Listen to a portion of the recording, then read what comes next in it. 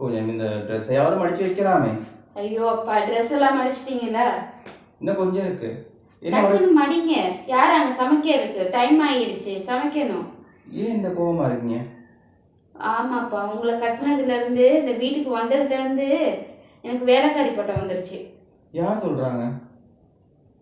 எல்லாம் அப்படித்தான் சொல்றாங்க. எப்போ உங்களை கட்டினேனோ அதோட எனக்கு பட்டம் கொடுத்துட்டாங்க, வேலைக்காரின்னு.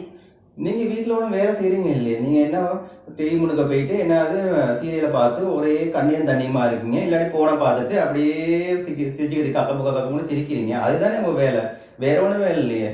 அப்படி அப்படி இருக்கும்போது எப்படி நீங்க வேலைக்காரி ஆகுவீங்க? ஐயோ அப்பா, எனக்கும் தெரியும். காலைல எழுந்திரிச்சு நீங்க தான் பாத்திரம் கழுவுறீங்க, சமைக்கிறீங்க, வீடை கிளீன் பண்றீங்க, பிள்ளைகளை ஸ்கூலுக்கு அனுப்புறீங்க, போய் கூட்டிட்டு வரீங்க, எல்லா வேலையும் நீங்க தான் செய்றீங்கன்னு எனக்கும் தெரியும். அப்புறம் என்ன, எதுக்கு நீங்க வேலைக்காரியை சொல்றீங்க? ஐயோ அப்பா, நீங்க ஆண்பால் பெண்பால் படிச்சிருக்கீங்களா? எனக்கு தெரியும். நீங்க ஸ்கூல் பக்கம் போயிருக்கீங்களா? போயிருக்கேன், மலைக்கும் ஒதுங்கியிருக்கேன். சரி சரி, அப்ப நான் கேட்கறதுக்கு ஆன்சர் பண்ணுங்க பாப்போம். சொல்லுங்க. ஆண்பால் பெண்பால்ல